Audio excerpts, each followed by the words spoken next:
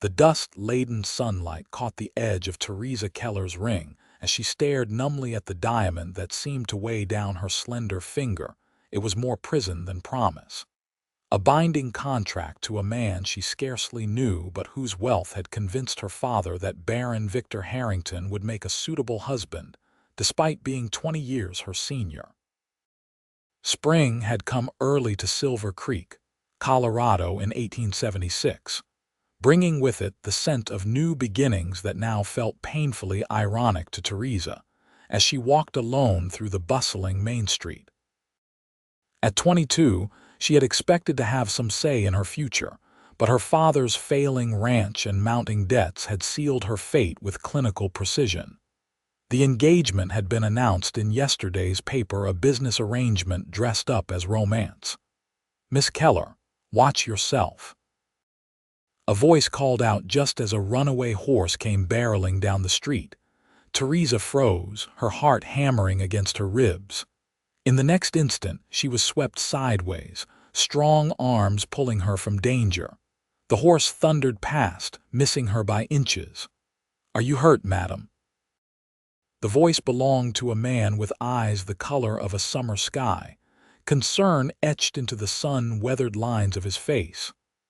"I'm fine, thank you," Theresa managed, her voice steadier than her legs. As he released her, she noticed the worn leather of his coat, the dusty boots, and the quiet confidence of a man comfortable in his own skin. He was tall, broad-shouldered, and nothing like the polished men her father approved of. "Preston Sawyer," he said, tipping his hat. "I'd say it's a pleasure to meet you, Miss Keller, though I wish it had been under better circumstances." She blinked in surprise. "You know who I am?" A smile tugged at his lips. "Everyone knows the woman Baron Harrington's set to marry. News travels fast in small towns." There was something in his tone, not judgment, but perhaps a question. "Yes, well," Theresa smoothed her skirts, suddenly self-conscious. "Thank you for your assistance, Mr. Sawyer. I should be getting back." "Let me escort you," he offered, falling into step beside her. "I've just delivered a herd for the Rocking K. Your father's place, if I'm not mistaken." "You work for my father?" Surprise colored her voice. Preston shook his head. "Not directly. I drive cattle between ranches, sometimes all the way to Kansas City. Independent work." "A cowboy," she said, the word carrying none of the disdain her father would have attached to it. "Some call us that," he answered with a modest shrug. "Others have less flattering names." As they walked, Theresa found herself studying him from the corner of her eye. There was an easy grace to his movements, a freedom she envied. The diamond on her finger caught the light again, and she tucked her hand into the folds of her dress. "Congratulations on your engagement," Preston said, his eyes momentarily flicking to her hidden hand. "The Baron is a fortunate man."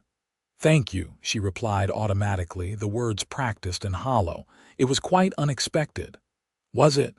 His question was soft but pointed, and Theresa found herself startled by the perceptiveness in his gaze. "Mr. Sawyer, you're rather direct for someone I've just met." "My apologies, Miss Keller. Out on the trail, there's little time for dancing around subjects. You speak your mind or risk not speaking it at all." They had reached the edge of town, where the road forked, one path leading to her father's ranch, the other continuing westward into the open country. "I can find my way from here," Theresa said, stopping. Preston nodded, tipping his hat again. "Of course. I hope you stay clear of runaway horses in the future, Miss Keller. And I hope the trail treats you kindly, Mr. Sawyer." She was several steps away when his voice reached her again. "Miss Keller, whatever unexpected things come your way, good or bad, remember that you always have a choice, even when it doesn't seem like it." Theresa turned, but Preston Sawyer was already walking away, his tall figure silhouetted against the vast blue sky that stretched endlessly toward the horizon. The Rocking K Ranch had seen better days. Once the pride of Colorado territory, it now stood as a testament to Samuel Keller's stubborn refusal to change with the times. The main house still retained some of its former glory, but the outbuildings needed repair, and the cattle count had diminished year by year. It was this slow decline that had pushed Samuel into seeking a powerful ally in Baron Harrington, whose railroad connections and Eastern money could resurrect the dying ranch. Theresa entered the house to find her father in his study, poring over account books with the kind of intensity he reserved for business matters. "Where have you been?" he asked without looking up. "Baron Harrington will be joining us for dinner, and your mother needs help with the preparations." "I was in town," Theresa answered, removing her shawl. "I nearly had an accident with a runaway horse." This finally drew her father's attention. "Are you hurt?" "No, a cowboy, Mr. Sawyer, pulled me to safety." Samuel Keller's expression darkened slightly. "Preston Sawyer, that drifter. He mentioned delivering cattle for you. He's reliable enough for that work, but he's not the sort you should be associating with, Theresa, especially now that you're engaged." He closed his ledger with finality. "The Baron is a gentleman with connections all the way to Washington. This marriage will secure your future and save this ranch.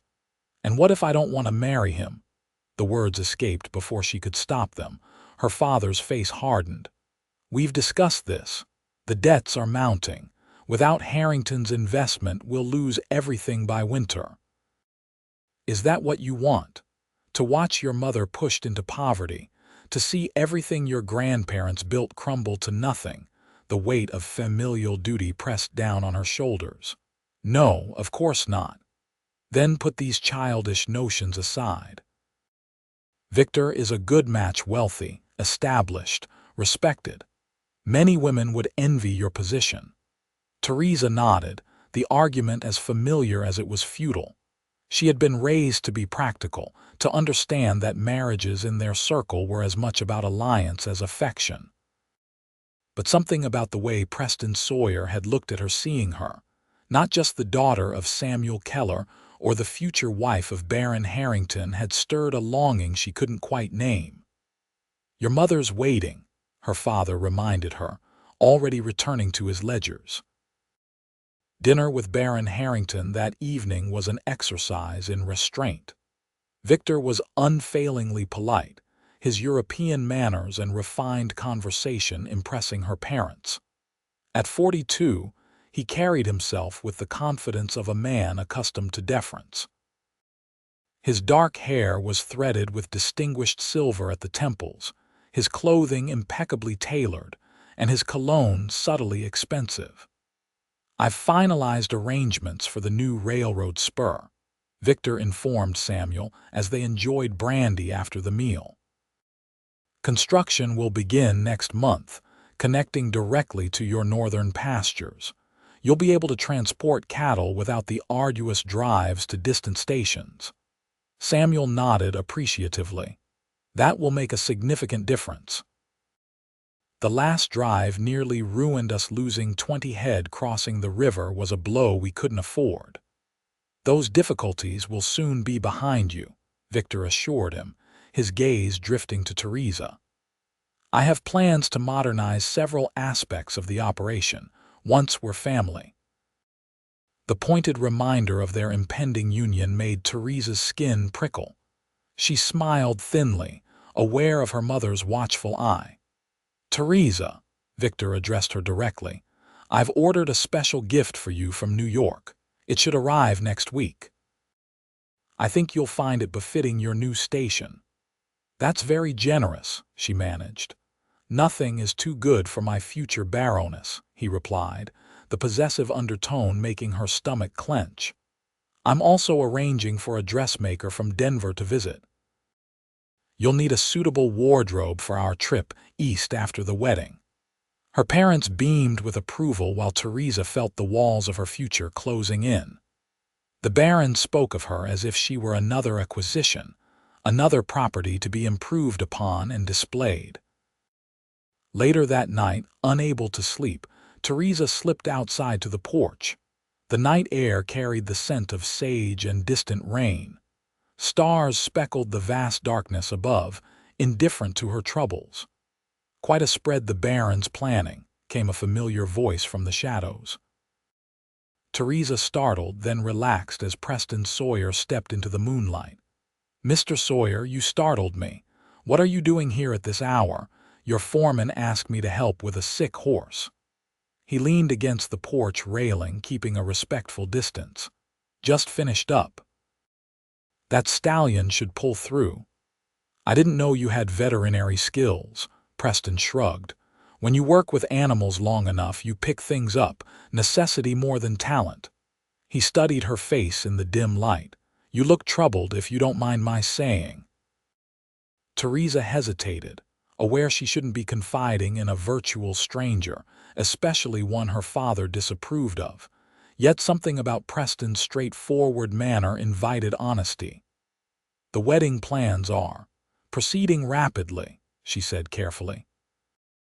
"And that troubles you because you don't love him," Preston stated simply. The directness of his observation took her breath away.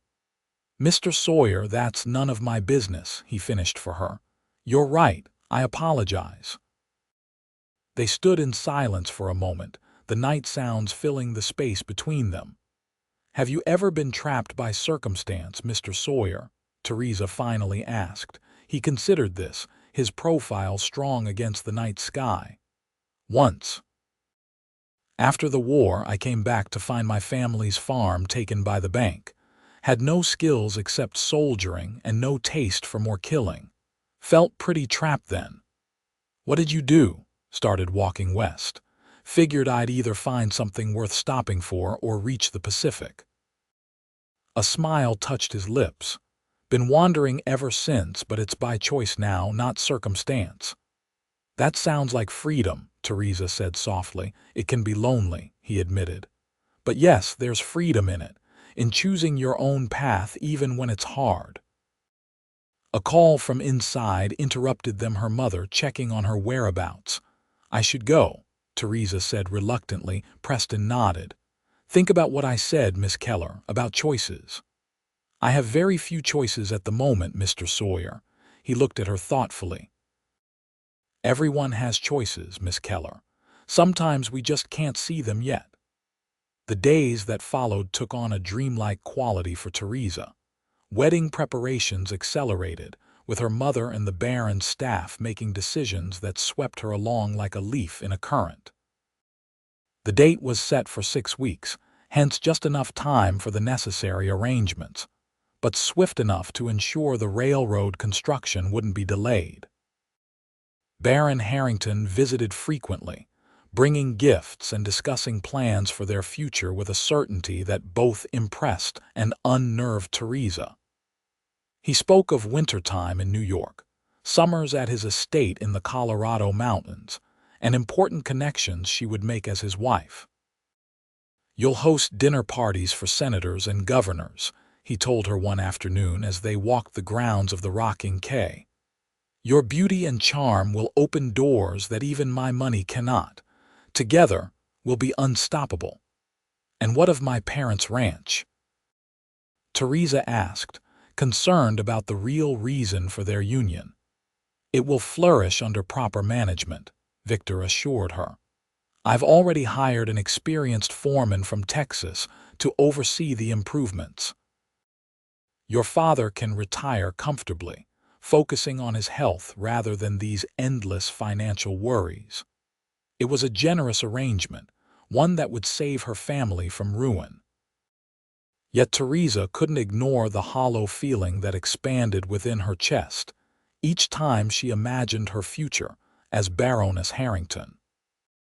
She saw Preston Sawyer twice more that week, once in town, when she was selecting fabrics for her trousseau, and again when he delivered a message to her father from a neighboring ranch. Each brief encounter left her more unsettled than the last, drawn to his easy confidence and the way his eyes seemed to truly see her. On a crisp morning 2 weeks after their initial meeting, Theresa rode out alone to her favorite spot on the ranch, a small pond fringed with cottonwoods where she had played as a child. It was her refuge, a place to think without the constant pressure of wedding plans and her parents' expectations.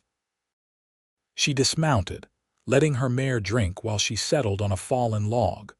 The diamond ring caught the sunlight, sending prisms dancing across the water's surface. "Beautiful morning," Preston's voice came from behind her. Theresa turned, surprised but not displeased. "Do you make a habit of appearing unexpectedly, Mr. Sawyer?" he approached, leading his horse. "Not intentionally. I was checking fence lines for your neighbor, Mr. Collins. Saw you riding and thought I'd say hello." He gestured to the log. "May I?" she nodded, shifting to make room. They sat in companionable silence for a moment, watching the ripples on the pond. 2 weeks until the wedding," Preston finally said. "Town's buzzing with it. They're saying the Baron's bringing in a chef from Denver for the reception." "Among other extravagances," Theresa confirmed. "It seems I'm marrying a very important man." "Important to whom?" Preston asked quietly. The question hung between them, simple yet profound. "To my family," Theresa answered after a pause. "To the future of this ranch, to the territory's development. And to you." His blue eyes held her steadily. Theresa looked away. "Mr. Sawyer, I barely know you. These conversations are inappropriate." "You're right," he acknowledged. "But sometimes strangers see clearer than those closest to us. No history clouding the view." "And what do you see?" she challenged, turning back to him. "A woman marrying for duty, not love. A woman worth more than being someone's prize." His words struck a chord so deep within her that Theresa felt tears threatening. She stood abruptly. "You presume too much." Preston stood as well, respecting her space. "I apologize if I've offended you.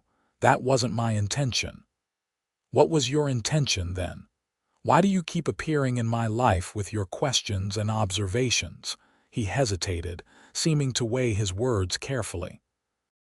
"Because from the moment I pulled you from that horse's path, I've not been able to stop thinking about you, about the sadness behind your smile when you speak of your engagement, about the way you look toward the horizon like you're searching for something just out of reach." He took a deep breath. "I know it's not my place.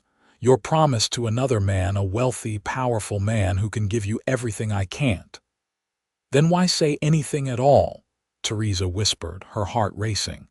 "Because I believe everyone deserves a chance at real happiness, not just security, and because—" He stepped closer, his voice dropping. "Because if I rode away without telling you how I feel, I'd regret it for the rest of my days." The air between them seemed to crackle with unspoken possibility. For one wild moment, Theresa imagined a different life, one free from obligation, filled instead with the kind of love that came naturally, unburdened by contracts and conditions. "I should go," she said, her voice unsteady. "They'll be looking for me." Preston nodded, stepping back. "Of course. But Miss Keller, Theresa, if you ever need a friend or just someone to talk to, I'm camped by Cottonwood Creek through the end of the month." She mounted her horse, looking down at him. The morning sun caught his hair, turning it to gold, and in that moment he looked like freedom incarnate. "Goodbye, Mr. Sawyer." "Until we meet again, Miss Keller," he replied, his voice carrying a certainty that both frightened and thrilled her. Theresa rode away, but his words followed her, echoing in her mind long after she'd returned to the stifling preparations for her wedding to Baron Harrington. The weeks passed in a blur of fittings, decisions about flowers and menu selections, and carefully orchestrated meetings with Victor's business associates who traveled to Silver Creek ahead of the ceremony. Theresa moved through it all like a sleepwalker, doing what was expected while a storm brewed inside her. She didn't see Preston again, though she heard he was still in the area, working temporarily at the Collins ranch. Each morning, She found herself looking toward Cottonwood Creek, wondering what it would be like to simply ride there, to talk with him again without constraints. One evening, a week before the wedding, Baron Harrington invited Theresa to dine with him privately at his temporary residence, a luxurious home he'd purchased on the edge of town. Her parents encouraged the outing, seeing it as an opportunity for the couple to become better acquainted before their marriage. The Baron's house was opulent, filled with furniture and artwork shipped from the East at great expense. A servant took Theresa's wrap as Victor greeted her with a formal kiss to her hand. "You look lovely, my dear," he said, leading her to an elegantly set table. "I've had a special meal prepared for us tonight." Dinner was elaborate 5 courses served by a silent manservant who appeared and disappeared with ghostly efficiency. Victor dominated the conversation, speaking of his recent business acquisitions and plans for expanding his influence in the territory. "Governor Rout himself has approached me about backing his initiatives," Victor told her, clearly pleased with his own importance. "With Colorado moving toward statehood, the connections we make now will position us advantageously for years to come." Theresa nodded, pushing food around her plate. "It seems you have everything planned." "Planning is the key to success," he agreed, misunderstanding her subdued tone. "Speaking of which, I have something important to discuss with you." He rang a small bell and the servant appeared with a velvet box. Victor took it, opening it to reveal an elaborate emerald necklace that caught the candlelight. "A wedding gift," he said, standing to place it around her neck.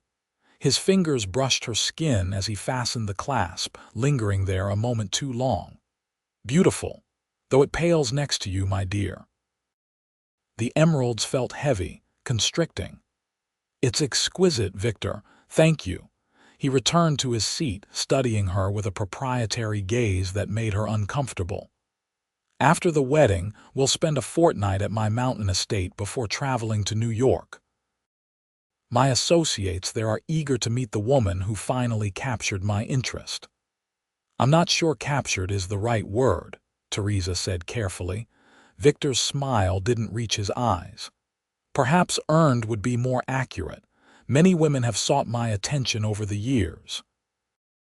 You, however, possess qualities they lacked: breeding, beauty, and the potential to be molded into the perfect baroness." The word molded sent a chill through her. "And if I don't wish to be molded?" His expression cooled slightly.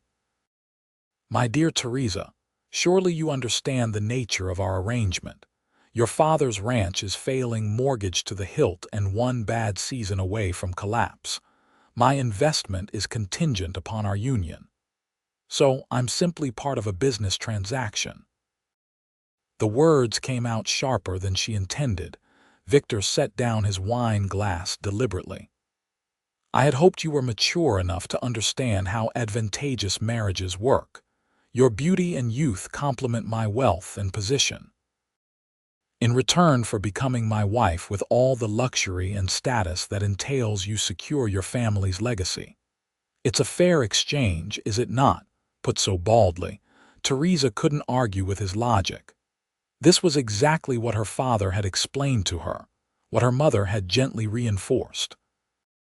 Yet hearing it from Victor himself made the transaction feel suddenly, unbearably cold. "And what of love?" she asked quietly. The Baron chuckled. "Love is a pleasant fiction for penny novels, my dear. Respect, compatibility, mutual benefit, these are the foundations of a successful marriage. Love, if it develops, is a bonus, not a requirement." She fingered the emeralds at her throat, feeling their weight like a collar. "I see." "I'm glad we understand each other," Victor said, his tone suggesting the matter was settled. "Now, shall we discuss the guest list for our first dinner party in New York? The Astors have expressed interest in attending." The remainder of the evening passed in a haze for Theresa. She nodded at appropriate intervals, offered opinions when directly asked, But inside, something fundamental had shifted.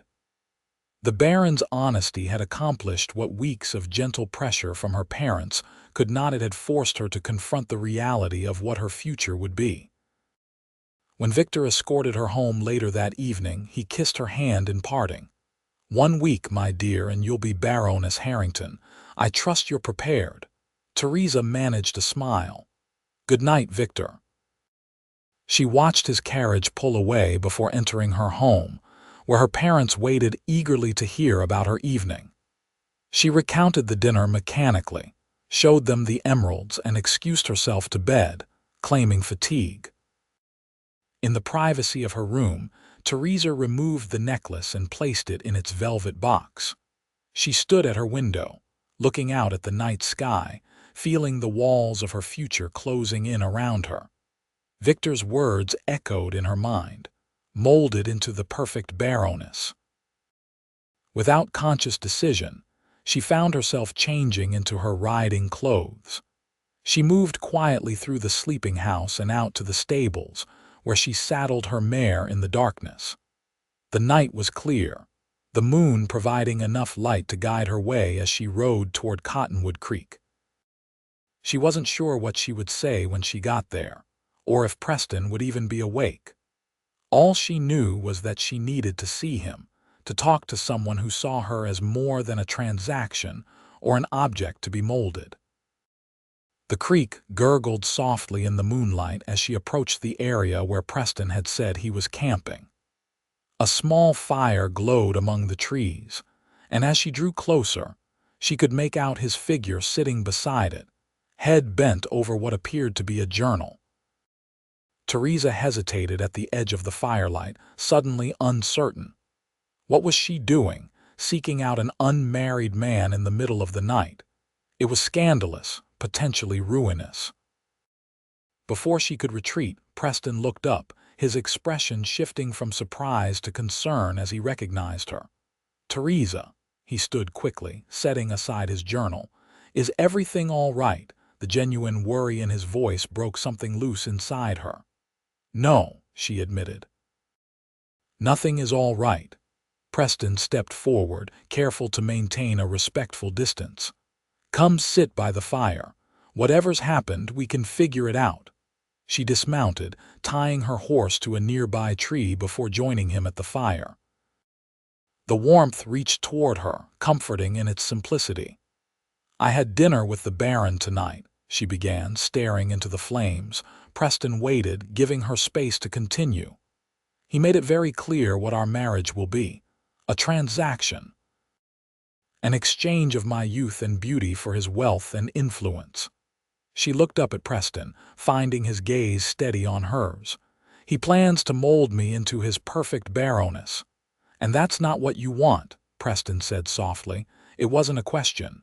"No." The admission felt like stepping off a cliff. "It's not what I want, but it's what my family needs." Preston added another stick to the fire. "What do you want, Theresa? If obligation wasn't standing in your way, what would you choose for yourself?" The question was so direct, so fundamental, that Theresa found herself without an immediate answer. No one had ever asked her that before. Her life had been a series of expectations: be a dutiful daughter, make a good match, secure the family's future. "I want," she began slowly, "to be seen for who I am, not what I represent. I want to feel that my life is my own, that my choices matter. I want." She hesitated, then met his eyes across the fire. "I want what my parents never had: a marriage based on love and respect, not convenience and obligation." The words hung in the air between them, honest and raw. "Then don't marry him," Preston said simply. Theresa let out a bitter laugh. "It's not that easy." "The ranch can be saved other ways," he interrupted. "There are always options, Theresa, always choices." "What choices do I have? Run away? Abandon my family to financial ruin? Live as a spinster dependent on the charity of others?"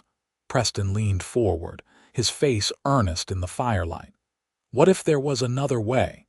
What if the ranch could be saved without you sacrificing your future to a man who sees you as an acquisition? How? She asked, a desperate edge to her voice. I've been saving for years, he said. Working cattle drives, breaking horses, whatever paid. I have enough to buy a small spread not as grand as the Rocking K, but good land with water rights. It's up north near the Wyoming border.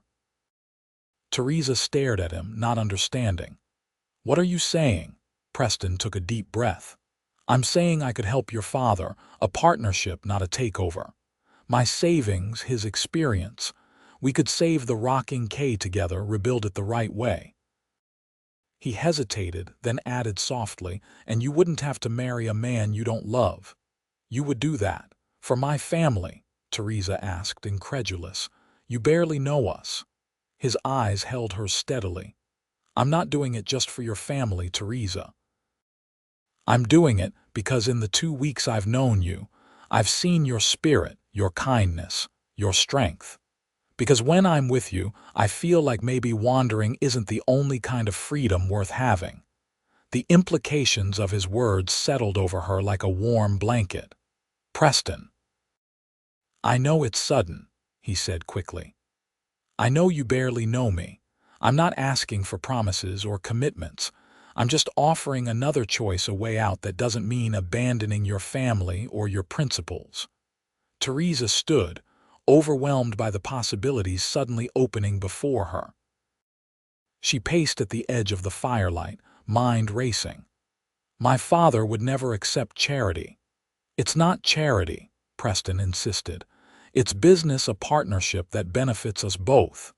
The Rocking K has good bones but needs new blood and fresh ideas. I have the capital but lack established connections in these parts. Together, we'd be stronger. The logic was sound, but Theresa knew her father's pride would be an obstacle. He set on the Baron's offer, the railroad spur, the eastern connections. Those things benefit Harrington more than your father, Preston pointed out. The railroad will increase the value of Harrington's other landholdings. The connections serve his political ambitions. Your father's getting the worse end of that bargain, trading his daughter and his independence for temporary financial relief. The brutal assessment rang true. Theresa had seen how easily Victor spoke of taking control of the ranch operations, sidelining her father into comfortable but meaningless retirement. Even if what you say makes sense, she said, returning to the fire. The wedding is in a week.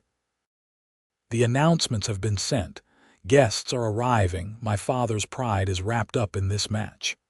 Then we need to talk to him tomorrow, Preston said firmly. Together. Let me present my offer, businessperson to businessperson. No mention of feelings or futures, just facts and figures. Theresa studied his face in the firelight, searching for doubt or deception and finding only earnest determination. You're serious about this? I've never been more serious about anything in my life, he answered, his voice low and certain. Something shifted in Theresa's chest, hope, dangerous and fragile, taking root where resignation had lived for weeks. But caution tempered it. What if he refuses? What if he forbids me from seeing you again? Preston stood, closing the distance between them. He stopped just short of touching her. Then at least you'll know you tried.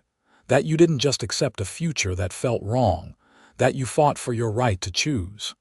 His proximity made her heartbeat quicken. In the intimate circle of firelight, with the night sounds surrounding them and no prying eyes to judge, Theresa felt more herself than she had in months. Why are you doing this, Preston? Truly. His expression softened. Because from the moment I pulled you from that horse's path, something inside me recognized something inside you. Because when you talk about the ranch, your eyes light up with a passion that matches my own love of the land. Because. He hesitated, then continued with quiet intensity. Because I think we could build something real together, something based on mutual respect and shared dreams, not ledgers and obligations. Theresa realized with startling clarity that she wanted that too, wanted it with an intensity that frightened her. This man she barely knew had articulated feelings she'd hardly acknowledged to herself. "Will you come with me tomorrow?" she asked. "To speak with my father?" Preston nodded. "I'll be there at noon. Have him meet us in his study, neutral ground, for a business proposal." The plan made, Theresa knew she should return home before her absence was discovered, but she found herself reluctant to leave the warmth of the fire and Preston's company. "I should go," she said finally. "I'll see you safely to the edge of your property," Preston offered, already moving to saddle his horse. They rode side by side through the moonlit landscape, the night wrapping around them like a secret. Neither spoke, but the silence was comfortable, filled with possibility rather than constraint. At the boundary of the rocking quay they stopped. Theresa turned to Preston, suddenly anxious about what morning would bring. "What if this doesn't work?" she whispered. Preston reached across the space between them, his hand gently covering hers on the reins. The touch was brief but electric. "Then we'll find another way. I promise you won't face this alone, Theresa." His certainty steadied her. "Noon tomorrow, then." "Noon tomorrow," he confirmed, and in the moonlight, his smile held more promise than all the Baron's expensive gifts combined. Theresa slipped back into the house undetected and lay awake in her bed, mind whirling with hope and fear in equal measure. For the first time since her engagement, she fell asleep thinking not of obligation, but of possibility. Morning came with an unexpected complication. Baron Harrington arrived at the ranch unannounced, bringing with him an architect to discuss renovations to the main house. "We'll expand the east wing," Victor was explaining to her father in the parlor when Theresa came downstairs. "Creating a proper study for you and additional guest rooms for when business associates visit." Samuel Keller nodded appreciatively, already seeing his home transformed by the Baron's wealth. "Sounds magnificent, Victor, doesn't it, Theresa?" All eyes turned to her, expectant. Theresa forced a smile. "Very thoughtful." Victor approached, taking her hand and pressing a kiss to it. "Nothing but the best for my future wife and in-laws. After all, we're to be family in just 6 days." The reminder sent a wave of panic through her. "Father, might I speak with you privately? There's a matter concerning the wedding that needs your attention." Samuel looked mildly annoyed at the interruption. "Can't it wait? The Baron has brought Mr. Whitman all the way from Denver to discuss these plans." "It's rather urgent," Theresa insisted. "Go ahead, Samuel," Victor said magnanimously. "Mr. Whitman and I can review the preliminary sketches while you attend to wedding details." Her father followed her to his study, closing the door with barely concealed impatience. "What is it, Theresa? The Baron is being extraordinarily generous with these renovations." "Father, I need to speak with you about an important matter at noon today. It concerns the future of the ranch." Samuel's brow furrowed. "What are you talking about? The ranch's future is secure thanks to your engagement to Victor. What could possibly be so important that it can't wait until after he's gone?" "There may be another option for saving the rocking quay," Theresa said carefully. "One that doesn't involve me marrying the Baron." Her father's expression darkened. "Theresa, if this is another attempt to avoid your responsibilities—" "It's not," she interrupted firmly. "It's a legitimate business proposition. Someone wants to meet with you at noon to discuss a potential partnership." "Partnership? Who would have the capital to partner with us that I don't already know about?" Suspicion colored his tone. "Who is this mysterious benefactor?" Theresa hesitated, knowing that revealing Preston's identity might end the conversation before it began. "He'll explain everything himself. Please, Father. Just hear him out, for the ranch, for me." Samuel studied his daughter's face, seeing a determination there that gave him pause. After a long moment, he sighed. "Fine, noon in my study, but the Baron is staying for lunch, so whatever this is had better be brief." "Thank you," Theresa said, relief flooding through her. "I promise it will be worth your time." She left the study with her heart pounding. The Baron's unexpected presence complicated matters, but at least her father had agreed to the meeting. Now she just had to keep Victor occupied and away from the study at noon. The morning dragged on interminably. Victor and the architect continued their discussion of renovations, expanding to include the outbuildings and stables. Theresa's mother joined them, clearly dazzled by the plans and the Baron's generosity. The clock on the mantel seemed to move with excruciating slowness toward noon. At 11:45, Theresa excused herself to check on lunch preparations, using the opportunity to slip outside. She scanned the approach to the ranch, her stomach knotting with anxiety. What if Preston didn't come? What if her father refused to listen? What if she spotted him then, riding steadily toward the ranch house, his posture straight and confident? Relief washed over her, followed quickly by renewed nervousness. This was really happening. Preston saw her waiting and directed his horse toward where she stood. He dismounted, his expression serious. "Everything all right? The Baron is here," Theresa said in a low voice. "He came unexpectedly this morning with an architect to discuss renovations." Preston's jaw tightened. "Staking his claim before the wedding." "Exactly. He's staying for lunch, but father has agreed to meet with you at noon in his study. We'll need to be discreet," he nodded. "I came prepared. I have figures, projections, references, everything to show him this is a serious business proposal." Theresa noticed for the first time that Preston was more formally dressed than usual, still in Western attire, but his shirt was crisp, his boots polished, and he carried a leather portfolio under his arm. "You look—" she began, then stopped, aware they didn't have time for personal observations. A smile tugged at the corner of his mouth. "Professional, I hope." "Yes," she agreed, returning the smile despite her nerves. "Very."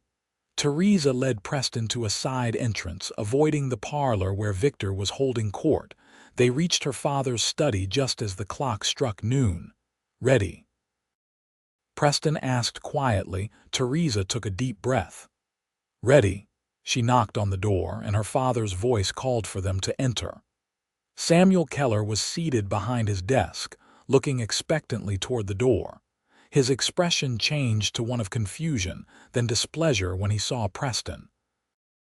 "Sawyer, you're the mysterious business partner my daughter mentioned." Samuel's gaze shifted to Theresa, accusation in his eyes. "What is the meaning of this?" "Mr. Keller," Preston began before Theresa could respond, his voice steady and professional. "I appreciate you taking the time to meet with me. I have a serious business proposition that I believe could benefit us both and secure the future of the Rocking K." Samuel's expression remained skeptical, but he gestured for Preston to continue. "I'm listening, though I can't imagine what a cowhand could offer that would compare to the Baron's resources." Preston opened his portfolio, laying out documents on Samuel's desk. "I've been saving and investing for the past 7 years, with the goal of establishing my own ranch. I have $40,000 in capital ready to invest, enough to clear your most pressing debts and make necessary improvements to increase productivity." Samuel's eyes widened slightly at the figure. 40,000. How does a cowboy come by that kind of money? Hard work, careful saving, and some fortunate investments in silver mines, Preston answered. "I can provide bank references to verify the funds. What I'm proposing is a true partnership, my capital and fresh ideas combined with your experience and established operation." Despite himself, Samuel leaned forward to examine the figures Preston had presented. "And what would you expect in return for this investment?" a 40% stake in the ranch, with provisions for increasing that over time through additional investment. I'd work alongside you, not take over. The Rocking K name and legacy would remain intact. Preston's voice took on an edge of passion. This land has potential that isn't being realized, Mr. Keller. With modern techniques and proper management, you could double your herd size within 3 years. Samuel frowned, studying the projections Preston had prepared.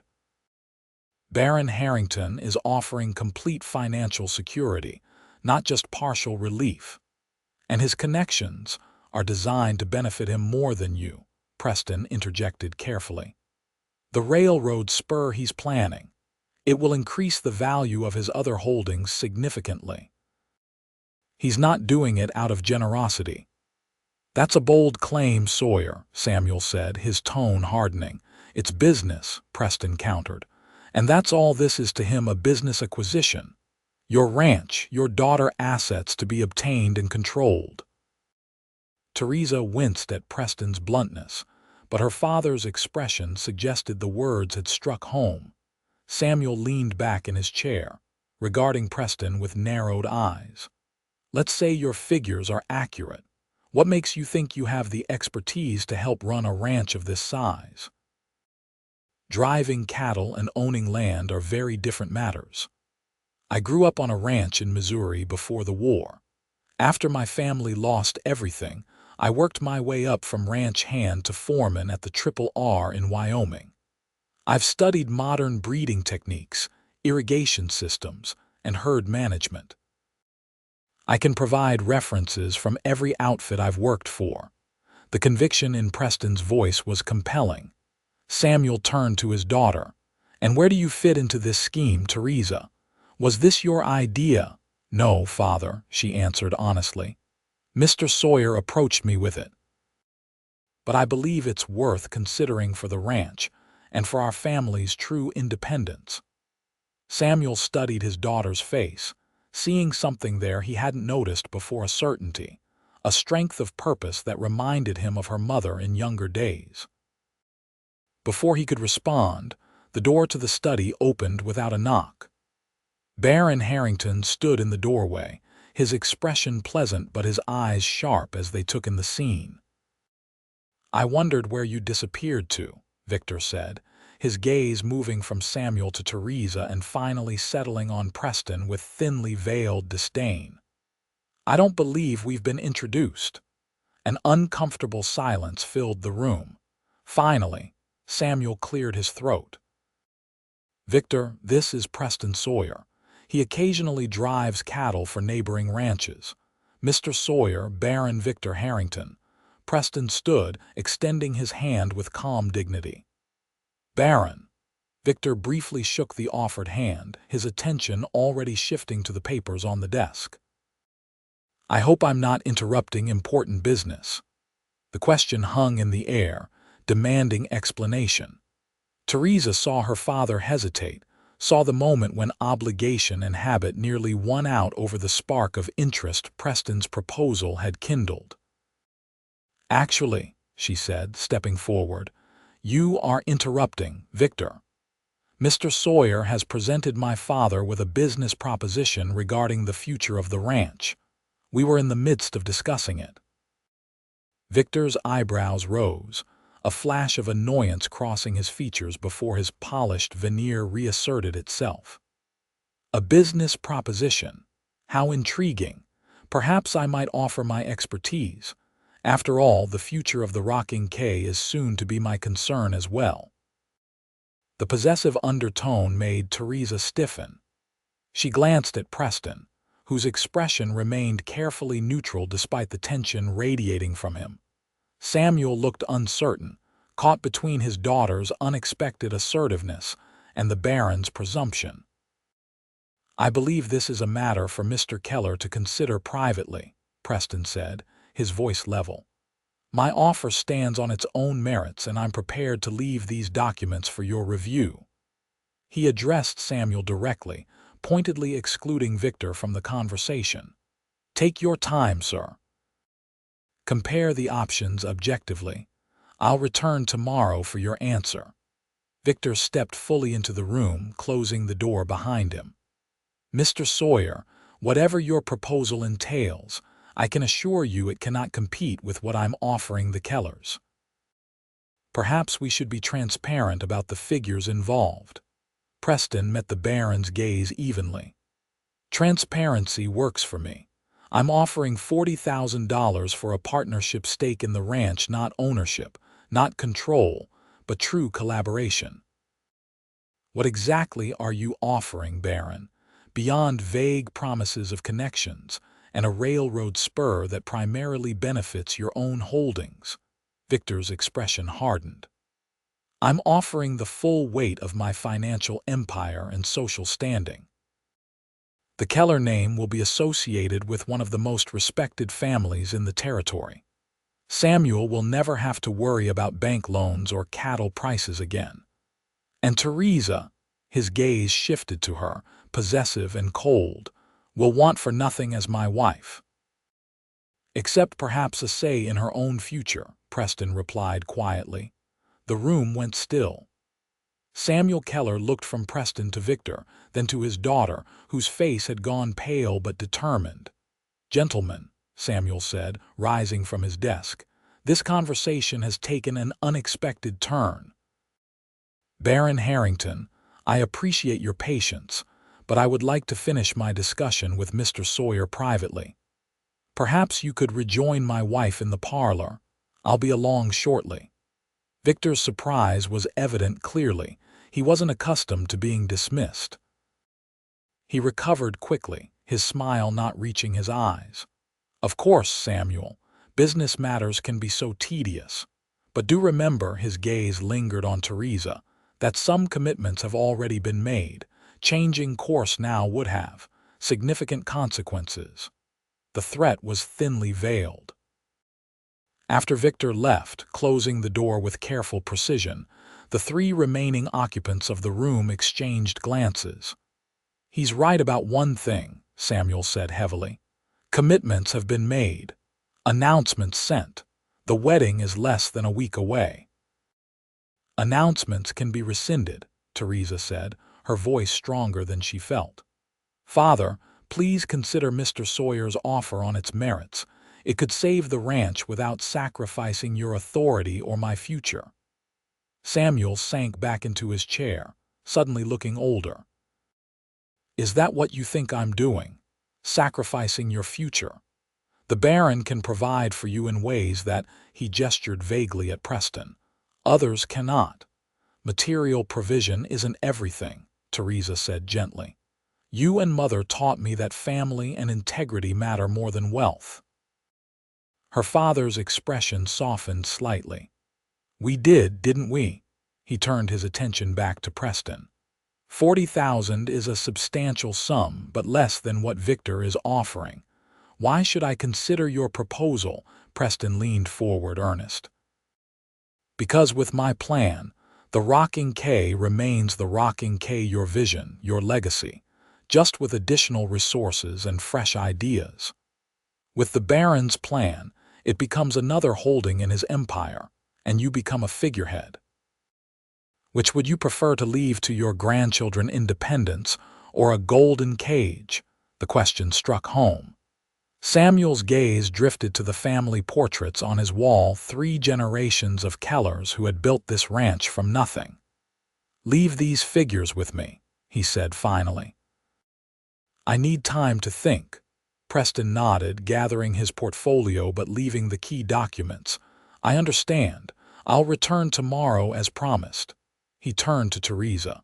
"Miss Keller, thank you for arranging this meeting." The formality was for her father's benefit, but his eyes conveyed a deeper message: hope, determination, and something more personal that made her heart race. "Thank you for your time, Mr. Sawyer," she replied, maintaining the pretense. After Preston had gone, Samuel studied his daughter with new eyes. "You believe in this proposal, or is it just a way to avoid marrying the Baron?" Theresa met her father's gaze steadily. "I believe it's the better option for our family and the ranch. And yes, I would prefer not to marry Victor. He sees me as an acquisition, not a partner. Samuel sighed, rubbing his temples. Your mother will be devastated if the wedding is canceled. She's already told half the territory about her daughter becoming a baroness. Mother will understand once she knows there's another way to save the ranch, Theresa said, hoping it was true. Father, please, just consider it. Compare the proposals fairly.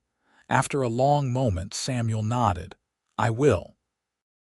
But Theresa, his expression grew serious.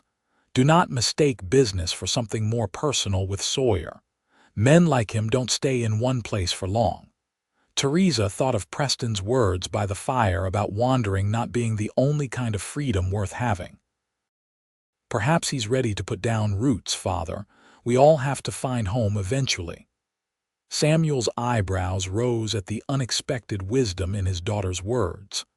Go help your mother with lunch, and be prepared for the Baron to have questions. He's not a man accustomed to surprises. Lunch was indeed a strained affair. Victor was coolly polite, his questions about Preston's visit deflected by Samuel's vague references to local business matters. Theresa felt the Baron's gaze on her frequently, assessing and suspicious. As they finished the meal, Victor addressed Samuel directly. I hope to continue our discussion of the renovations this afternoon. The architect has several more sketches to show you. Before Samuel could answer, Theresa's mother, Margaret, interjected. Actually, Victor, Samuel promised to ride with me to visit the Hendersons this afternoon. Their daughter just had her first child, and we've been meaning to pay our respects. Theresa shot her mother a grateful look. Whether intentional or not, Margaret had provided the perfect excuse for her father to have time to consider Preston's proposal without Victor's hovering presence. Samuel nodded, seizing the opportunity. Yes, I had forgotten. My apologies, Victor. Perhaps we could reconvene tomorrow. I'm sure you have other business to attend to in town. The Baron concealed his displeasure behind a tight smile. Of course, family obligations are important. I'll return tomorrow morning. He turned to Theresa. Perhaps you'd care to ride into town with me. We could discuss the final details of the ceremony. It was a test, Theresa realized. He suspected something was amiss and wanted to separate her from her parents to probe for information. I'm afraid I've promised to help Mrs. Abernathy with the final fitting of my wedding dress this afternoon, she lied smoothly. Another time, perhaps. Victor studied her face, clearly not believing her but unwilling to press the issue in front of her parents. As you wish. Until tomorrow, then. After he departed, the three Kellers exchanged glances loaded with unspoken tension. You didn't really plan to visit the Hendersons, did you? Samuel asked his wife. Margaret shook her head. I overheard parts of your conversation with Mr. Sawyer and the Baron. I thought you might need time to think without Victor's influence. Samuel looked surprised, then grateful. You heard. Enough, Margaret said simply. Enough to know our daughter's future and the ranch's fate are hanging in the balance. And what do you think? He asked cautiously. Margaret glanced at Theresa, then back to her husband. I think we should ride to the Hendersons anyway. You can tell me everything on the way, and we'll decide together as we should have from the beginning. The simple wisdom in her mother's words brought tears to Theresa's eyes. For all the focus on saving the ranch, she had forgotten that her parents' marriage had been a partnership once, before financial worries and her father's pride had created distance between them. I think that's a fine idea, Samuel agreed, reaching for his wife's hand. Theresa watched them prepare to leave, hope blooming in her chest. Whatever her parents decided, they would do it together the way important family decisions should be made. After they departed, Theresa found herself alone with her thoughts and the weight of possibilities. She wandered to the pond where she had met Preston just the day before, trying to imagine a future where choice, not obligation, determined her path. The afternoon light painted the landscape in gold. The beauty of the rocking quay spread before her not as a burden or a chain, but as a legacy worth preserving the right way. She thought of Preston's words about building something real together, about mutual respect and shared dreams. The vision was so different from Victor's cold assessment of their match as a business transaction. The sound of approaching hoofbeats interrupted her reverie. Turning, she was startled to see Victor Harrington riding toward her, his expression unreadable behind his neatly trimmed beard. "I thought you'd return to town," she said as he dismounted near her. "I doubled back," he admitted without apology. "We need to talk, Theresa, without your parents or that cowboy interfering." His tone sent a chill through her despite the warm afternoon. "About what, Victor?" "About whatever game you're playing." He stepped closer, his height allowing him to look down at her. "Do you think I'm a fool? That cowboy wasn't there to discuss local business. He was there to offer an alternative to our arrangement." Theresa lifted her chin, refusing to be intimidated. "Mr. Sawyer has made a legitimate business proposal to my father, one that doesn't involve me being part of the transaction." Victor's laugh was sharp and without humor. "So that's it. You've developed some romantic notion about a penniless cowhand. How disappointingly predictable." "He's not penniless," Theresa countered. "And this isn't about romance. It's about finding the best solution for my family's ranch, one that preserves our independence rather than turning us into another trophy in your collection." The Baron's eyes narrowed dangerously. "Watch yourself, Theresa. You're speaking to your future husband." "That remains to be seen," she replied, surprising herself with her boldness. Victor stepped closer still, his voice dropping to a cold, quiet tone that was more frightening than shouting would have been. "Let me be perfectly clear. Your father signed a contract with me. The merger of our interests, financial and familial, is legally binding. If he attempts to back out now, I will destroy him in court and take the rocking quay anyway." Theresa felt the blood drain from her face. "What contract?" "The marriage settlement."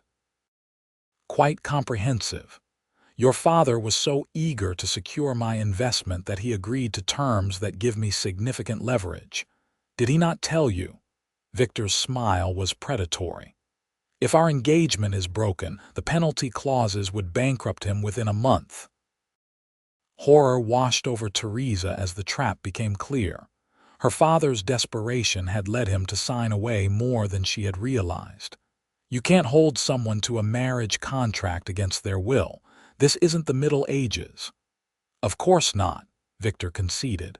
"You're free to refuse me. But your father will lose everything, and you'll be the daughter of a pauper rather than the wife of a baron. Is that the future you prefer?" The cruelty of the choice stole Theresa's breath. She had thought Preston's proposal offered a clean solution, but Victor had ensured there was no easy escape. "Why would you want to marry someone who doesn't want to marry you?" she asked, genuinely bewildered. Victor reached out, running a finger along her jaw in a gesture that was more possessive than affectionate. "Because you're beautiful, well-bred, and will make an excellent baroness once you abandon these childish notions of romance. I've invested too much in this arrangement to let it fall apart because of a cowboy's interference." Theresa stepped back, breaking contact. "I need to speak with my father." "By all means," Victor said, his confidence restored now that he had played his trump card. "Show him Sawyer's proposal. Let him consider it. But know that if he chooses to break our arrangement, I will bring the full weight of the law down upon him. The rocking quay will be mine either way through marriage or foreclosure.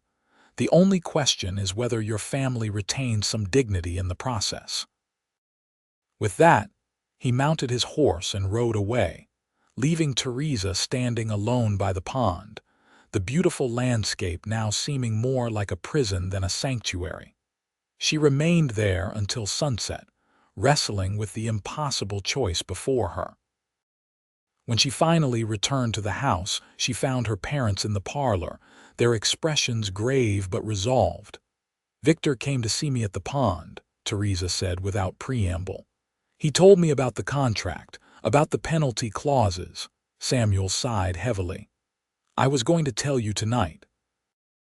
We visited the lawyer in town after seeing the Hendersons. The contract is problematic. It's a trap," Theresa corrected, anger seeping into her voice. "You signed me away like cattle." "Theresa," her mother said gently, "your father thought he was securing our future. He didn't understand the full implications of the legal language." Samuel looked pained. "Victor's lawyers are clever. The penalties for breaking the engagement are tied to the full value of his planned investment, many times what I could possibly repay." "And Preston's offer?" Theresa asked, hope fading. "Would cover our existing debts but not the penalties Victor would demand," Samuel admitted. "I'm sorry, Theresa. I've placed you in an impossible position." The room fell silent as the reality of their situation settled over them. Theresa felt tears threatening but fought them back. Crying wouldn't solve anything. "When does Preston expect your answer?" Margaret asked quietly. "Tomorrow," Samuel replied. "He's coming in the morning." Theresa took a deep breath, steadying herself. "Then I'll speak with him tonight. He deserves to know the truth before he gets his hopes up about a partnership." Her parents exchanged glances. "Perhaps that would be best," her father agreed reluctantly. "But Theresa, be careful. This situation is delicate and Victor is not a man to be crossed." "I know," she said, her heart heavy with the knowledge that she would have to crush Preston's hopes and her own. Darkness had fallen by the time Theresa rode to Cottonwood Creek. The journey felt longer than before, each hoofbeat bringing her closer to a conversation she dreaded. Preston's campfire glowed in the distance, a beacon of what might have been. He stood as she approached, his face lighting up with a smile that made her heart ache. "Theresa, I didn't expect to see you tonight," she dismounted, unable to meet his eyes. "We need to talk, Preston." The change in her tone registered immediately. His expression grew serious as he gestured toward the fire. "What's happened?" They sat side by side, the flames dancing between them and the night. Theresa explained about the contract, the penalty clauses, the impossible choice before her family. "Victor made sure there's no way out," she concluded, her voice barely above a whisper. "If I don't marry him, my family loses everything anyway. Your investment wouldn't be enough to cover the penalties." Preston was silent for a long moment, staring into the fire. When he finally spoke, his voice was careful, controlled. "There has to be a way to break the contract.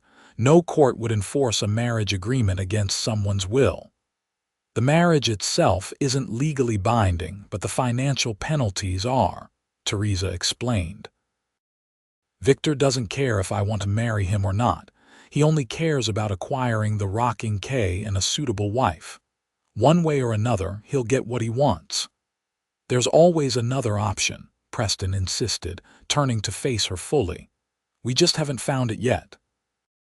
His determination sparked a flicker of hope in Theresa's chest, but reality quickly dampened it. "What option, Preston? Run away together. Leave my family to face financial ruin and Victor's wrath. I couldn't live with myself." Preston stood abruptly, pacing beside the fire. "There has to be something in that contract, some loophole or condition we can exploit. My father had a lawyer review it today. It's airtight." "No contract is completely airtight," Preston argued. "Every agreement has conditions, exceptions, force majeure clauses." Theresa watched him, touched by his refusal to give up but increasingly certain that their brief dream of freedom had been just that, a dream. "Preston," she said softly, I came here tonight to tell you that you should withdraw your offer. There's no point in presenting it to my father again when we both know it can't work." He stopped pacing, his expression pained. "So you're going to marry him, a man who treats you like property, who trapped your family with legal tricks. What choice do I have?" Theresa's voice broke on the question.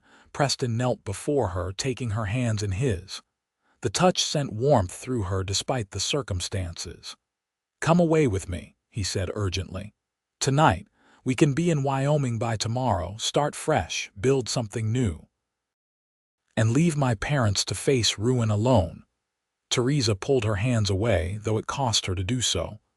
"I can't do that, Preston. They're my family." "Then let me talk to Victor," he suggested. "Maybe I can appeal to his business sense, offer him something more valuable than the rocking K." Theresa shook her head. "He doesn't want just the ranch. He wants me the perfect baroness to complete his image, and he wants to win. Men like Victor don't lose gracefully."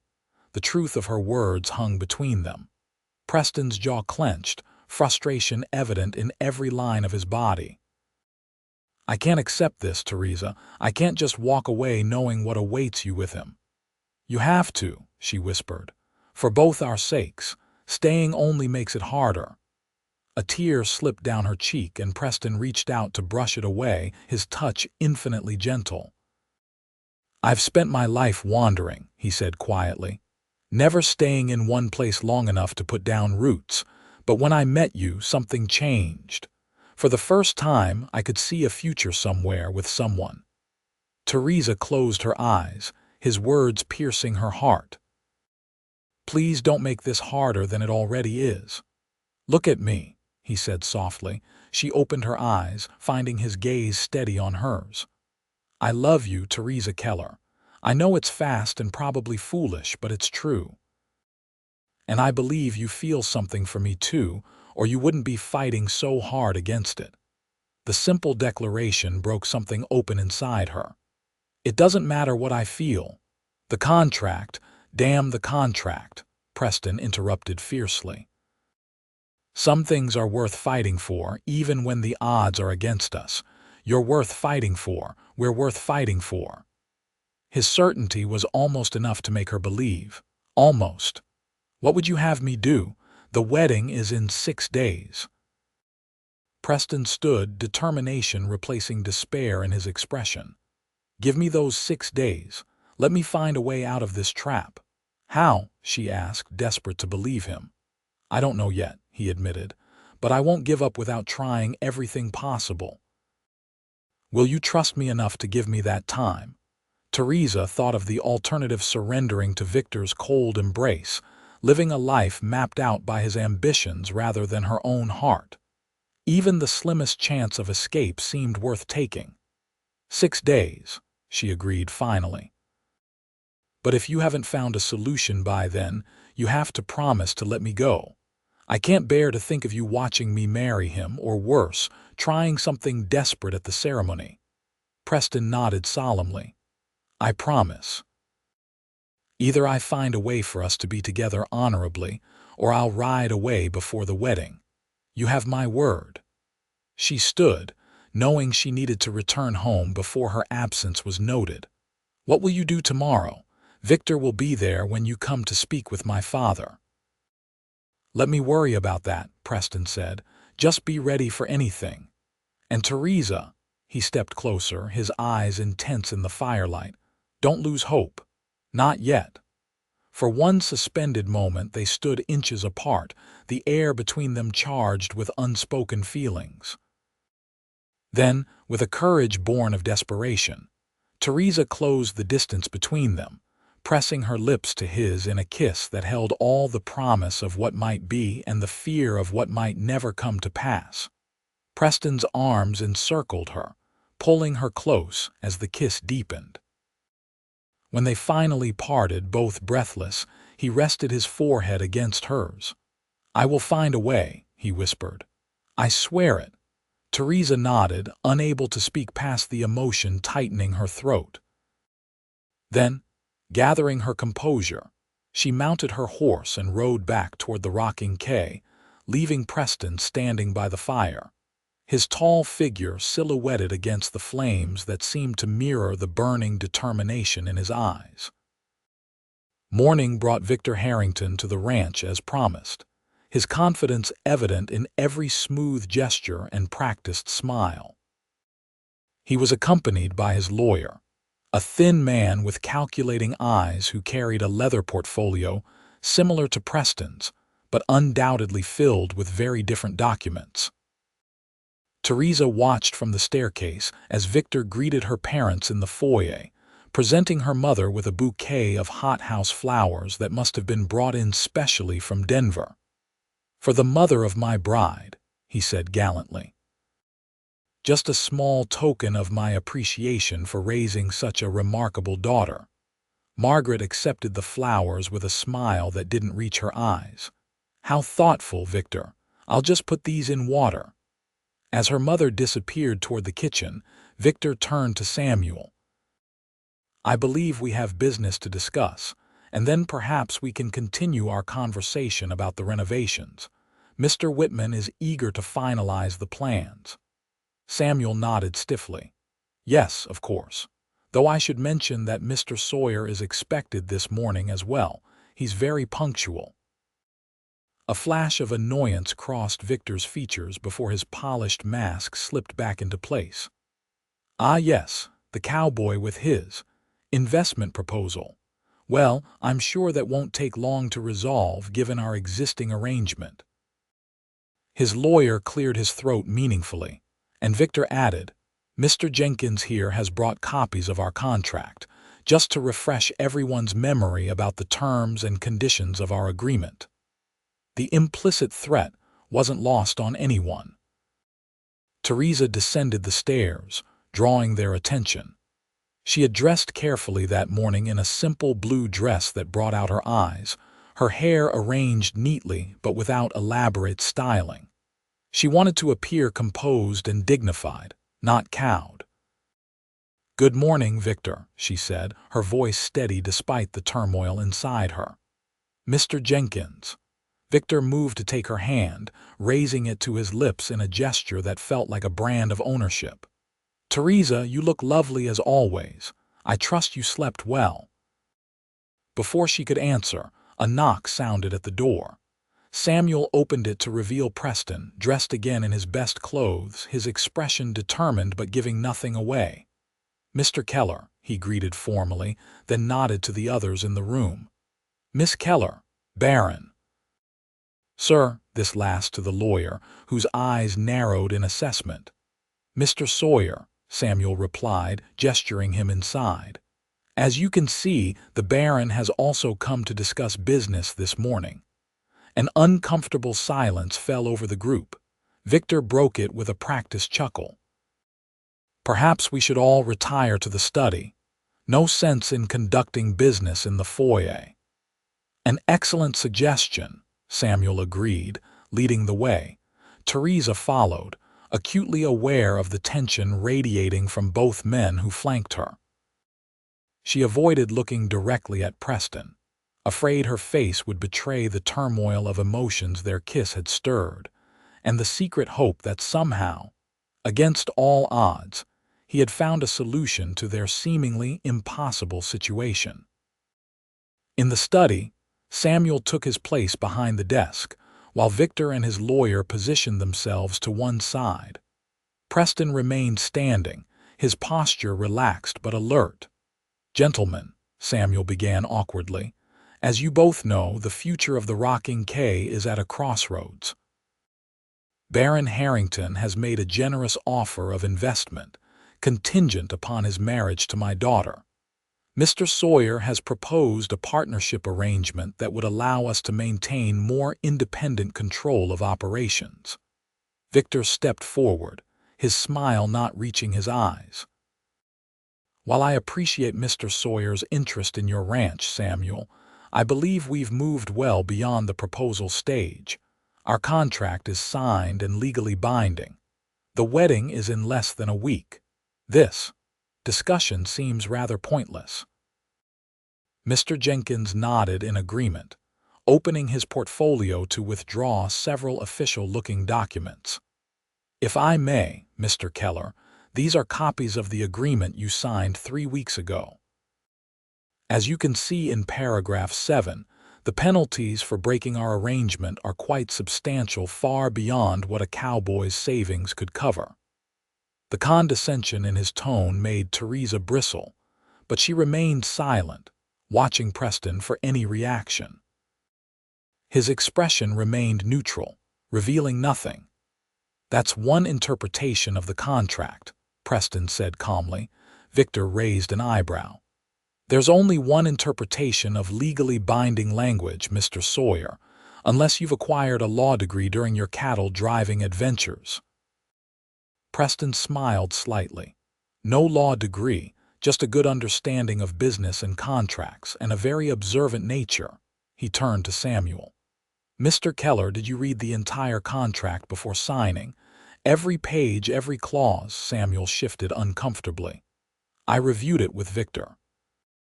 He explained the key points." "But did you read it yourself? All 47 pages?" Victor's eyes narrowed. "What are you implying, Sawyer?" Preston ignored him, focusing on Samuel. "Sir, contracts of this nature often contain details buried in the fine print details that might not be highlighted during a verbal explanation." Mr. Jenkins stepped forward, his thin face flushed with indignation. "This contract was drafted by the finest legal minds in Denver. Everything is in order and fully enforceable." "I don't doubt that," Preston agreed easily. "But enforceability depends on all parties fulfilling their obligations precisely as written." He turned to Victor. "Isn't that right, Baron?" Something in Preston's tone made Victor pause. "Of course. That's the nature of contracts." "Then I'd like to direct everyone's attention to page 36, paragraph 4, subsection C of your agreement," Preston said, his voice confident. "The clause regarding timely disclosure of material information." The lawyer frantically began flipping through his copy of the contract. Victor's expression darkened. "What game are you playing, Sawyer?" "No game, Baron. Just ensuring that all parties have been honest with each other." Preston turned back to Samuel. "Mr. Keller, that clause states that both parties must disclose any information that might materially affect the value or operation of the assets involved in the merger. Any failure to disclose constitutes breach of contract, rendering the penalty clauses null and void." The room went still. Mr. Jenkins found the page in question, his face paling slightly as he read the clause. "This is absurd," Victor snapped. "I've disclosed everything relevant to this transaction." "Have you?" Preston asked mildly. "Including the fact that your railroad company is on the verge of bankruptcy? That the spur line you've promised the Kellers is unlikely to ever be built because your investors are pulling out? That your empire, as you call it, is largely mortgaged to Eastern banks at interest rates you can't sustain?" Victor's face went white, then flushed with fury. "How dare you spread such lies? My financial position is unassailable." "Is it?" Preston countered. "Then you won't mind if I share these with Mr. Keller." He withdrew several folded newspapers from his pocket, handing them to Samuel. Financial pages from Boston and New York, dated just last week. Articles detailing the precarious position of Harrington Rail Ventures. Seems the Baron's reputation isn't quite as sterling in financial circles as he'd have us believe. Samuel unfolded the papers with shaking hands, scanning the headlines. His expression shifted from confusion to shock to anger. "Victor, is this true?" The Baron's composure cracked slightly. "Those reports are exaggerated. All businesses face temporary setbacks. My overall position remains strong." "Strong enough to invest in modernizing the rocking quay," Preston pressed. "Strong enough to fulfill the promises you've made to expand operations. Because according to these reports, You're selling assets, not acquiring them. Your creditors are circling. Mr. Jenkins cleared his throat nervously. Baron, perhaps we should discuss this privately before. Silence. Victor hissed at his lawyer before turning back to Samuel. This changes nothing. Our contract stands. The penalties are unenforceable if you've breached the disclosure clause, Preston interrupted, which you clearly have. You presented yourself as a financial savior for the Rocking K when in fact, you're seeking the ranch and its assets to shore up your own failing position. Theresa watched the confrontation unfold with growing amazement. This was Preston's solution, not finding a way to pay the penalties, but proving they weren't legally binding in the first place. Victor turned to her, his expression cold. Did you put him up to this? Is this your attempt to escape our engagement? Before she could answer, Preston stepped between them. Miss Keller knew nothing of this. I conducted the research independently after becoming concerned about the terms of your arrangement. Research? Victor scoffed. You expect us to believe that a saddle tramp like you has connections to Eastern financial circles? Preston's smile was calm. I told you I had investments in silver mines. What I didn't mention was that those investments connected me to banking houses in New York and Boston. I may prefer the open range to city life, but I'm not ignorant of business matters. Samuel stood, his expression hardening as he continued reading the newspaper articles. Victor, is any of what you promised actually possible? The railroad spur, the modernization? Or was it all just to get my signature on this contract in my daughter's hand? Victor's mask of civility slipped entirely, revealing the calculation beneath. The Rocking K is still a valuable property, regardless of my other ventures. Our arrangement would benefit us both. You'd have my name and connections. I'd have additional assets. It's still a fair exchange. Except you misrepresented your ability to fulfill your promises, Samuel countered, anger replacing uncertainty in his voice. You made me believe you could save this ranch when you can barely save your own investments. The contract, Victor began, is void if you breach the disclosure clause, Preston finished. Any competent judge would agree. Mr. Jenkins, looking increasingly uncomfortable, cleared his throat again. Baron, he may have a point about the disclosure requirements. If these financial reports are accurate, of course they are accurate, Preston interjected. I verified them through 3 separate sources.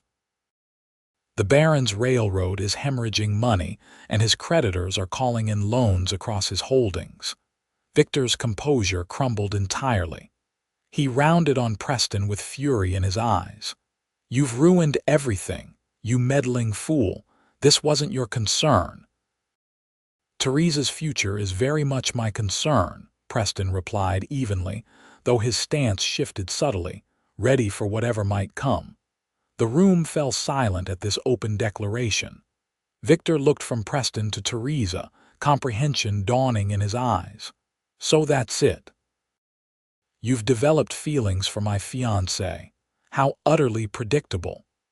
Victor, Samuel interrupted, his voice firm, I believe our business is concluded. In light of this information, I consider our contract null and void. I would appreciate it if you would leave my property. The Baron stared at Samuel in disbelief. You can't be serious. You would throw away an alliance with me for this? He gestured dismissively at Preston.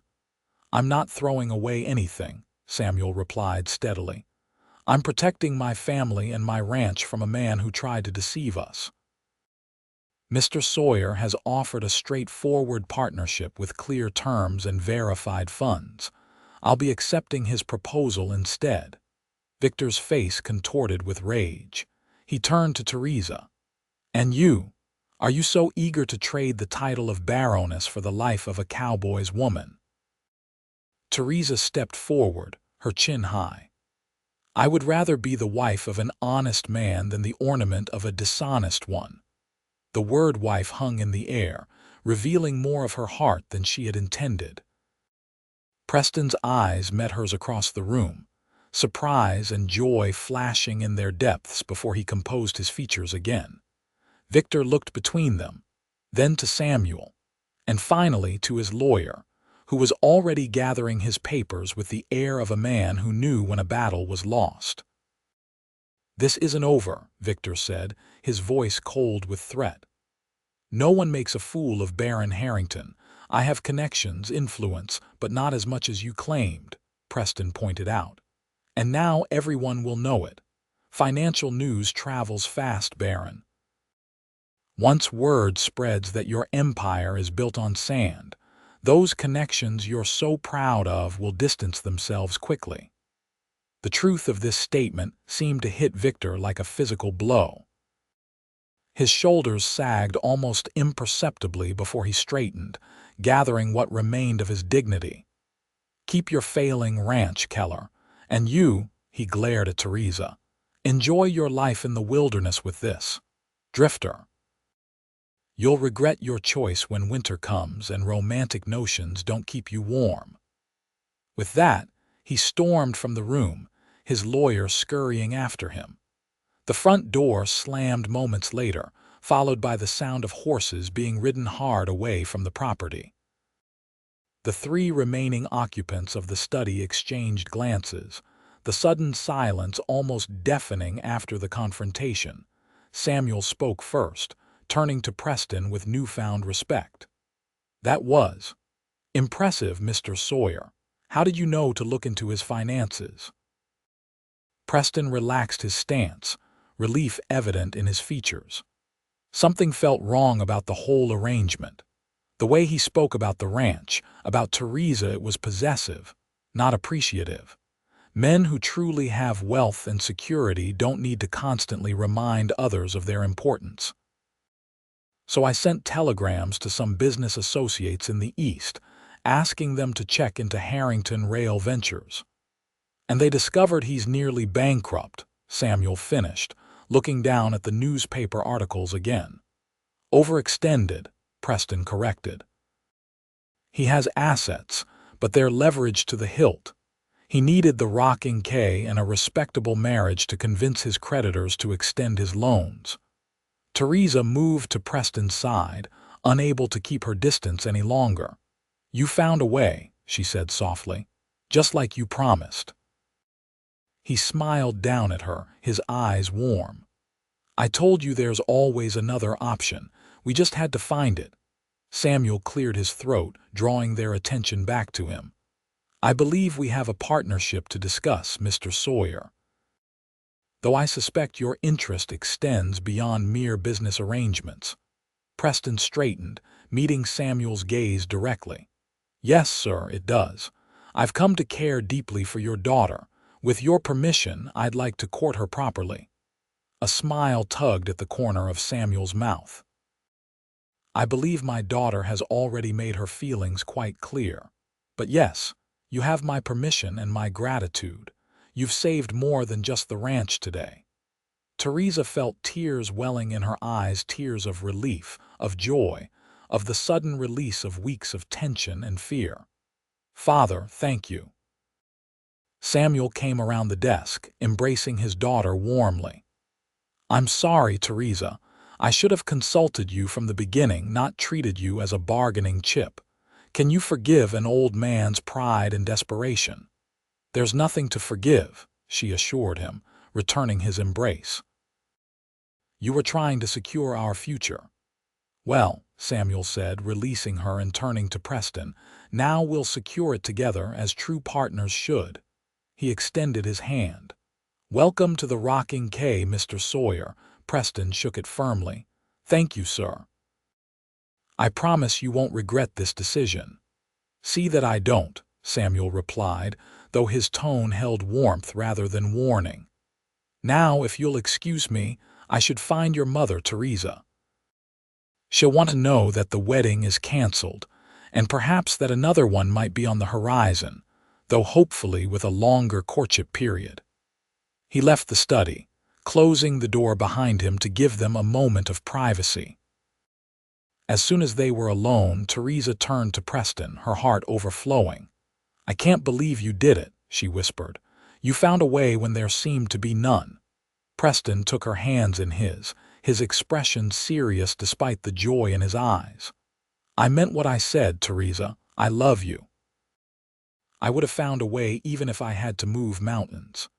"And I love you," she admitted, the words coming easily now that the barriers between them had fallen. "I think I started falling for you the moment you pulled me from that horse's path." He smiled, drawing her closer. "That was just luck. But everything since getting to know you, discovering your strength, your intelligence, your loyalty, that's been the real blessing." Theresa raised her hand to his cheek. "When Victor asked if I was eager to be a cowboy's woman and I mentioned being a wife instead, I hope that wasn't too forward." Preston's smile deepened. "It was perfect, though I hope you'll give me the chance to court you properly before we take that step. I want to do this right, Theresa. You deserve nothing less." "We have time now," she said, feeling the truth of it settle into her bones. "Time to build something real together, just as you said." He nodded, his eyes never leaving hers. "And I'm not going anywhere. My wandering days are over. I've found where I belong." As Preston lowered his head to kiss her, Theresa felt the last weight lift from her heart. The Baron had claimed her hand through obligation and deceit, but this cowboy had claimed her soul through honesty and courage. And she knew, with absolute certainty, that she would follow him into forever, not because duty demanded it, but because her heart had finally found its home. In the months that followed, the Rocking K underwent a transformation. Preston's capital, combined with his innovative approach to ranching and Samuel's years of experience, breathed new life into the operation. The herd size increased, new breeding stock was introduced, and modern irrigation systems expanded the usable grazing land. Word of Baron Harrington's financial troubles spread quickly through the territory. Within weeks, he had sold his Colorado holdings and retreated east, his reputation tarnished but his pride intact. The house he had purchased in town was sold to a mining executive, and the architect's plans for renovating the Rocking K were replaced by practical improvements that enhanced function rather than appearance. Preston and Theresa's courtship progressed with the changing seasons. They worked side by side during the days, learning the rhythms of partnership in both ranch matters and matters of the heart. In the evenings, they often rode to their special place by the pond, watching sunsets give way to star-filled skies as they shared dreams and built plans for their future together. Samuel and Margaret Keller observed the blossoming relationship with approval, seeing in it echoes of their own early years together, the mutual respect, the shared vision, the genuine affection that grew deeper with each passing day. "They remind me of us before the hard times came," Margaret remarked to her husband one evening as they watched the young couple return from a ride, their laughter carrying across the yard. Samuel nodded, his expression thoughtful. "We lost sight of what mattered, didn't we? Got so caught up in saving the ranch that we forgot why we built it in the first place." Margaret squeezed his hand. "It's not too late for us, Samuel. We're finding our way back." Indeed, the near disaster with the Baron had sparked a renewal in the older couple's relationship. Samuel had begun including Margaret in business decisions again, valuing her practical wisdom and steady perspective. The partnership between the two generations strengthened the Rocking K in ways that went beyond financial considerations. As winter approached, Preston began working on a surprise for Theresa. With Samuel's help, he selected a prime piece of land on the ranch's western boundary, a gentle slope overlooking the valley, with a view of the mountains beyond. There, he began building a home.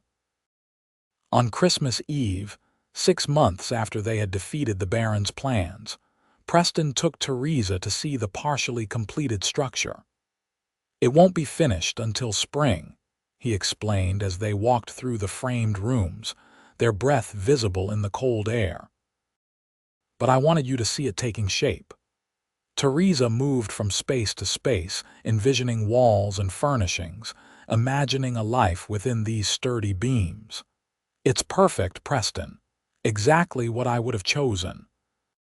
He led her to what would become the front porch, where the view stretched out before them, the snow-covered landscape glittering in the winter sunlight. "I've been thinking," he said, his voice suddenly nervous. 6 months isn't really such a long courtship, but when you know something's right." Theresa turned to him, her heart speeding up as she recognized the significance in his tone. Preston took her gloved hands in his. "I promised to court you properly, and I hope I've done that, but I find myself unwilling to wait any longer to ask you a very important question." As snow began to fall gently around them, Preston knelt on the rough wooden planks of their future home. "Theresa Keller, I love you more than I ever thought possible. You've given my wandering heart a place to call home. Would you do me the incredible honor of becoming my wife?" Tears of joy blurred Theresa's vision as she nodded. "Yes, Preston. Yes, with all my heart." He rose, pulling her into his arms and kissing her with a tenderness that belied the passion they both felt.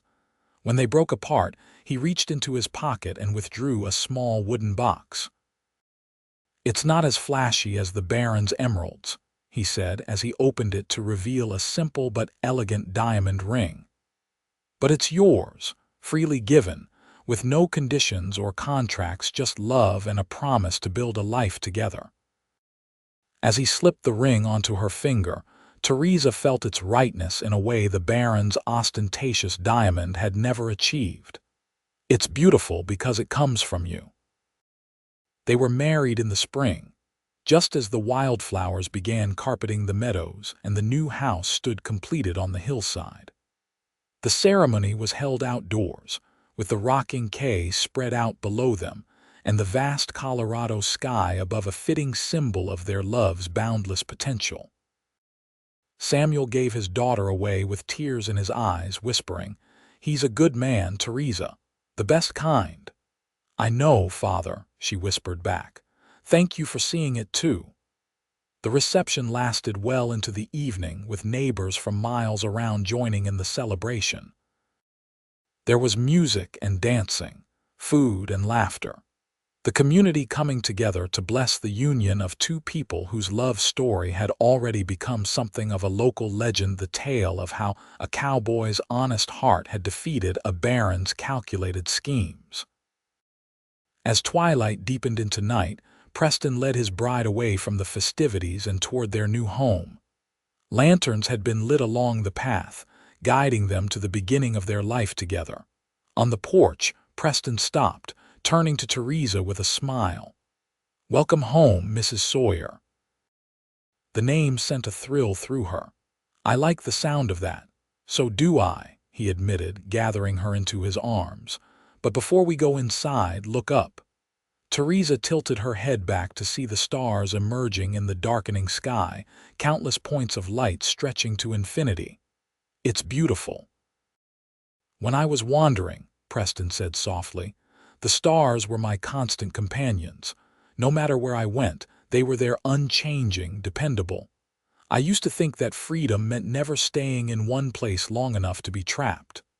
He looked down at her, his eyes reflecting the starlight. "Now I know that true freedom comes from choosing where and with whom you belong." Theresa reached up to touch his face, marveling at how this man had transformed her life. "The Baron claimed my hand through obligation, but you claimed my soul through love. And I will gladly follow you into forever, Preston Sawyer." "Forever starts tonight," he whispered, lifting her into his arms and carrying her across the threshold of their home, the home they had built together, both the physical structure and the deeper bond between their hearts. In the years that followed, The rocking K flourished under the combined stewardship of both generations. Preston and Theresa's partnership expanded to include children, first a son with his father's blue eyes and his mother's determination, then twin daughters who brought double joy to the growing family.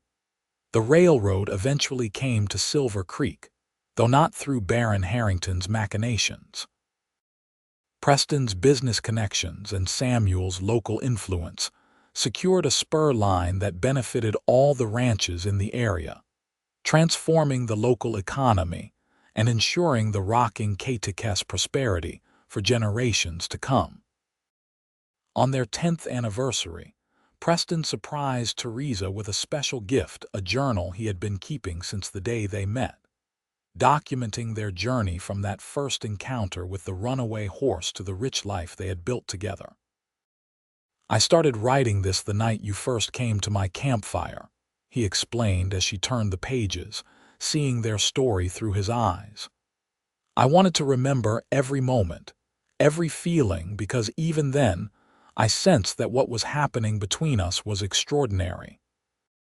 Theresa read his words with tears in her eyes, touched by the depth of his observations and the constancy of his love. The final entry, written that very morning, concluded, "10 years ago, I pulled a beautiful woman from danger and found myself on a path I never expected, one that led not to new horizons but to home.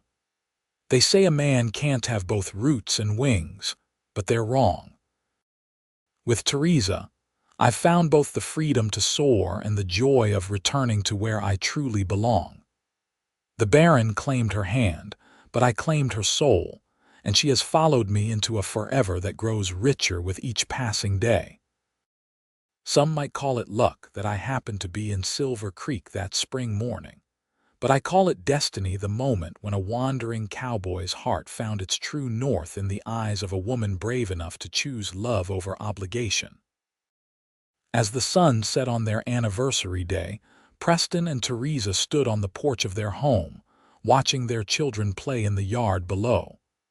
The rocking K stretched out before them, thriving and secure, a legacy they would one day pass to the next generation. "Any regrets?" Preston asked, his arm around her waist. "About choosing the cowboy over the Baron, about following your heart instead of duty." Theresa leaned into his embrace, remembering the frightened young woman she had been and the strong, confident partner she had become through loving this man. "Not one," she answered truthfully.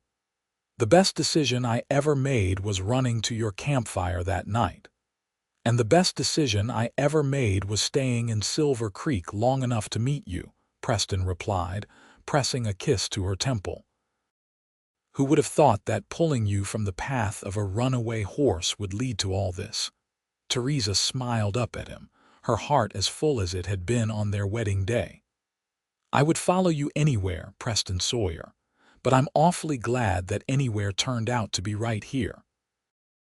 As the first stars appeared in the evening sky, they sealed that truth with a kiss, a promise renewed, a love deepened by time, a forever still unfolding with each beat of their matched hearts.